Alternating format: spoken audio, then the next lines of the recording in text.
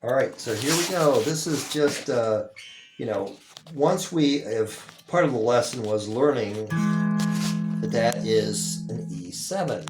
And what do we apply? Well, if we have a C here and we add a seventh, which is a B flat, it produces a C7th chord.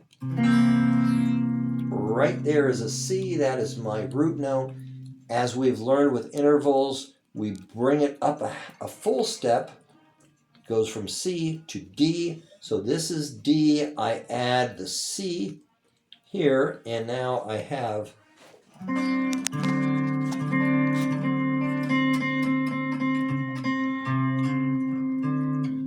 that is D7. And then I bring it up a full step, D to E. So that is an E7. That's part of the theory that we apply that's important to understand. But I'm not going to play this way because I don't want the ring right now. I want the depth. So I'm going to get rid of this guy and I'm going to change this to this. So there's my bottom. And with that change, I can mess around with a little bit of a melody.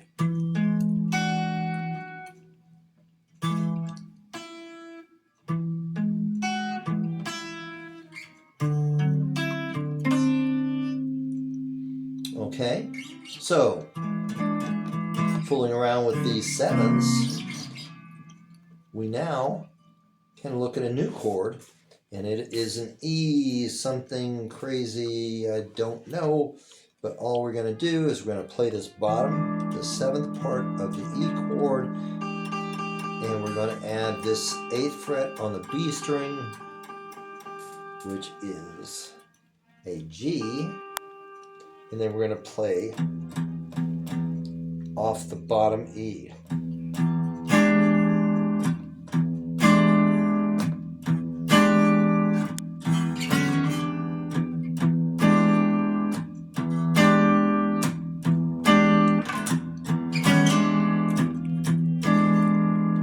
So, if we fool around, we can kind of incorporate a lick with this chord.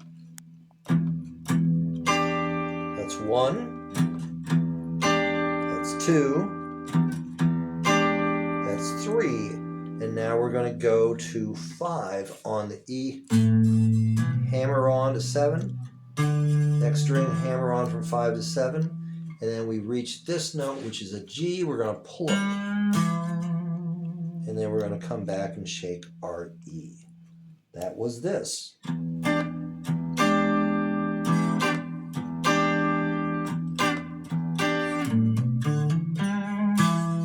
Now the other thing, we want more depth, so we're not going to play it.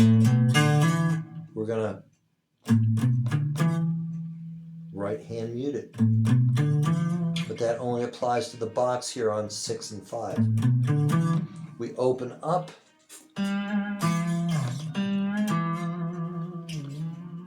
We always want to be crossing our I's and crossing our T's and dotting our T's. So when I come back to this note, I want to get a little shaken. Okay? Then I'm going to play that again.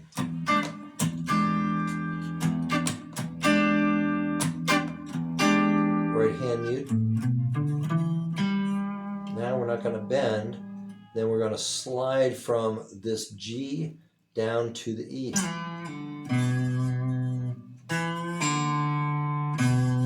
And that's a pull-up. Try to make it snappy. And then all we're going to add to it is going with our middle finger to the G on the 6th string and pulling it. And then this finger covers us with an E chord. So